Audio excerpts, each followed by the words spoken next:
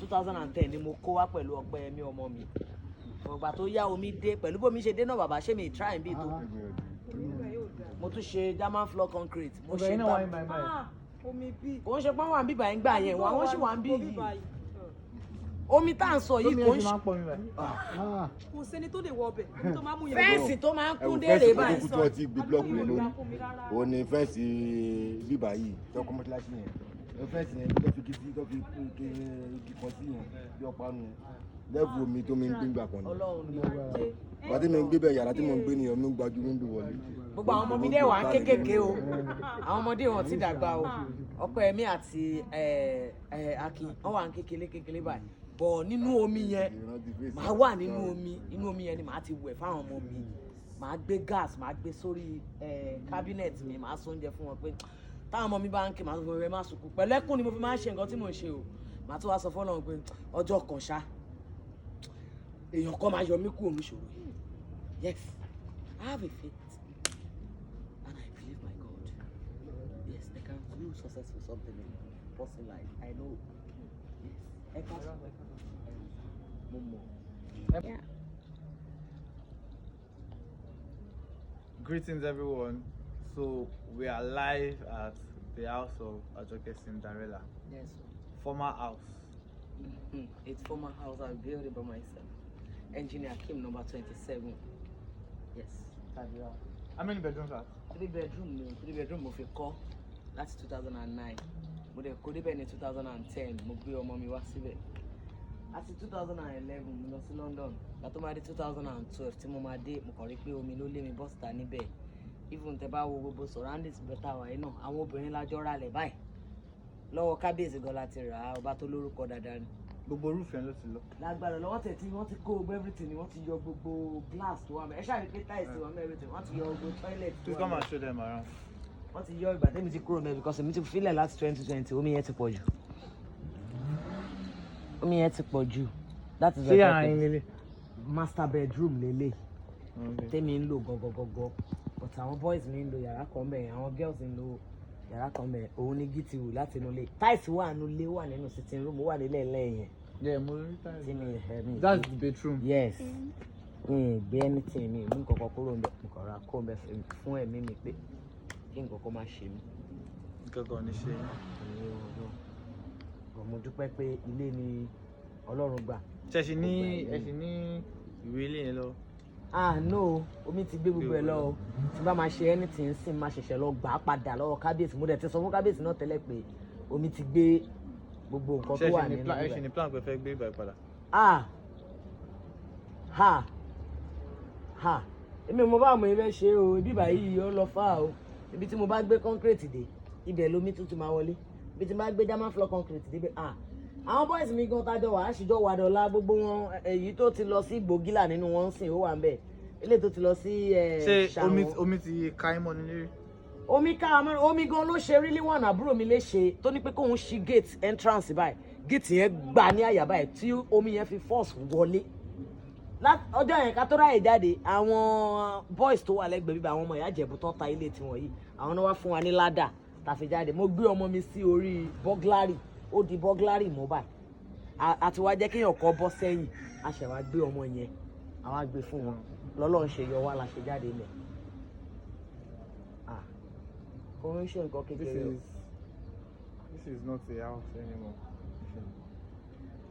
Nǹkan kékeré kọ́ lélẹ̀ but ilé tí mo kọ́ láti 2009 yẹn kó tó di pé mo lọ London tí mo dẹ̀ lọ sí London tí mo dé báyìí ṣáà ní Túnní sọ pé kó máa lọ síwájú sí i tí mo dẹ̀ ti dé nǹkan tí mo padà rí nìyẹn mo dúpẹ́ lọ́wọ́ Ọlọ́run. Do you miss the house?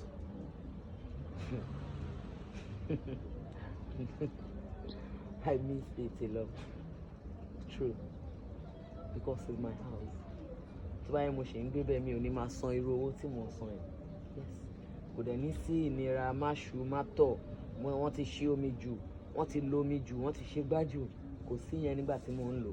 Ọ̀tí nísìnyí báyìí mo ti mọ̀ pé àṣe tílé ayé tún ṣe rí lélẹ̀. Mo dúpẹ́ ṣá. From being a landlady to being a tenant.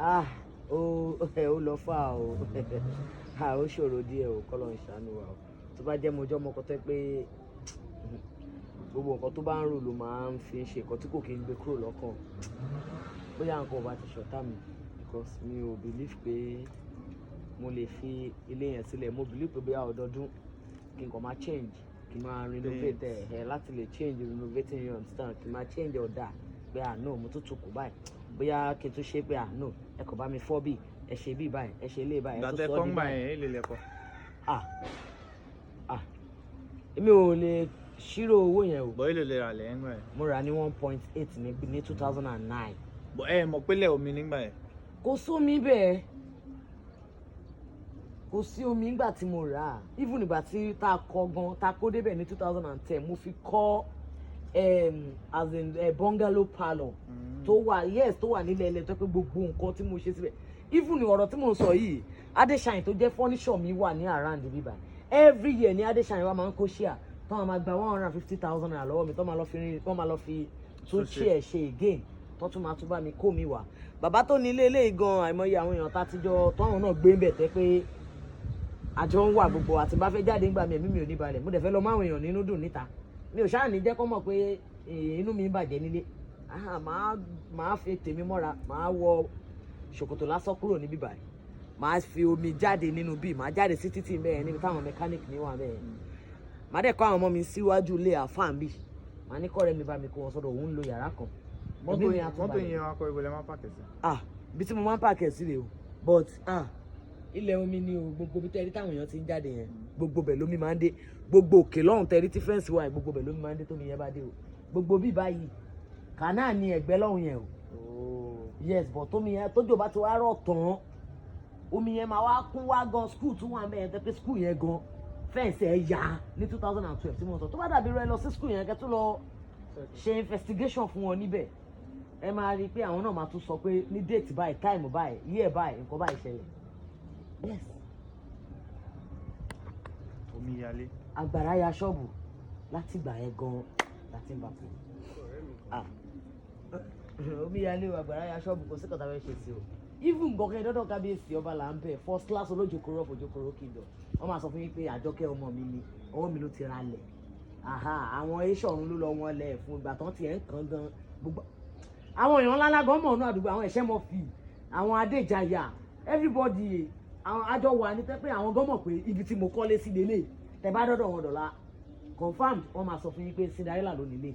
Look, come and show her face. Okay. Is her face showing there? Yeah. Yes, àbí wọ́n máa sọ fún yín wọ́n ní Cinderella ló ní bí pé kò ń ṣe nìkankan ló rà irú ìyá Ìjẹ̀bú tó níbẹ̀ yẹn sìn wọ́n ti ta tiwọn wọ́n ti ta tọ̀dọ̀ wọn wọ́n ta fún dìmánà kan ọjọ́ tó ń pè mí pé omi wọlé mo tún ní kí n wá síbí o kí n wá wò pé omi wọlé o bàbá yẹn tó ń bọ̀ báyìí ó ní come on shirt mi ìgbọ́rọ̀ òyìnbó yẹn rí.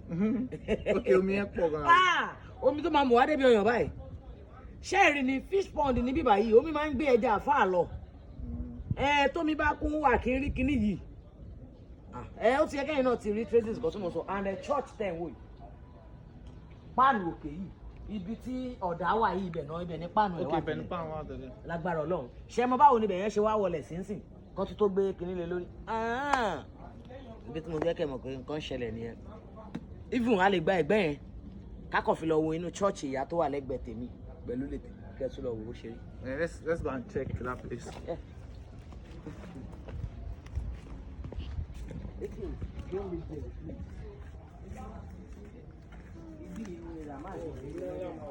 Okay. I can see a path that leads to. Wọ́n yọ gate mi ni ṣẹ́ẹ̀rì ni gate ńlá tó wà níbí báyìí wọ́n yọ ni náà mo ṣe gate síbi gate ńlá báyìí entrance ẹnu ọ̀nà mi nìyẹn gate ni gbogbo nǹkan tí mo lò mí. Okay, entrance lélẹ̀ àbí. ẹnu ọ̀nà gate lélẹ̀ ẹ̀ ti rí ìgbà tó mi dé mo tún gbé sókè mo tún ṣe fence yẹn tún ya mo tún ṣe pillar mo ṣe gbogbo ẹ̀ nígbà tó dẹ́dà bẹ́ni pé mo rí pé ó dàbí pé gbogbo nǹkan tí mò ń ṣe yìí kò work. ó ti sú mi èmi mo ní iná tẹ́ ẹ rí bóòlù náà mi rèé tí mo fi ń lo pìpéèdì gbogbo pìpéèdì mi everything gbogbo ẹ̀ náà ti ká lọ ẹ̀ kò sí nǹkan tí mo fẹ́ ṣe sí yes kò sí nǹkan tí mo fẹ́ ṣe àbí gbogbo àwọn nǹkan tẹlifíṣàn àwọn kinní tv tó wà nílé gbogbo ẹ̀ ló ti bàjẹ́ gbogbo àwọn kinní freezer ló ti bàjẹ́ ibi tẹ́ ẹ̀ ń wò yẹn sí church mo ní fence lẹ́gbẹ̀ẹ́ ń bíbà tèmi àti màmá yẹn mo ti rí fence àwọn màmá yẹn náà ló ṣe àwọn pillars fence tiwọn yẹn tọ̀dọ̀ wọn náà owó sọ̀hún kí wàá lẹ́yìn ọ̀fẹ́ ṣe kò sí kọ̀ọ̀kan lè ṣe sí i. ẹ ká gba ibà wọlé ká wò bí ṣáàjì ẹ.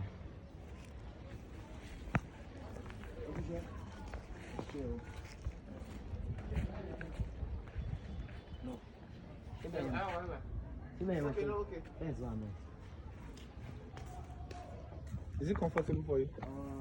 No, it's not comfortable. It's fine. No. Bye-bye.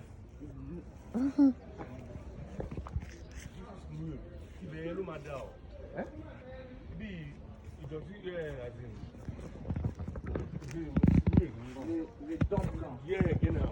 Bàbá Dọ́rì ẹ wá. Refuse place ni.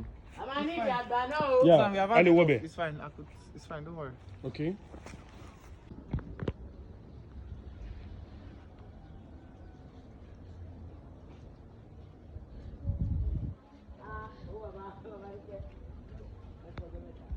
Bàbá dúpẹ́ o.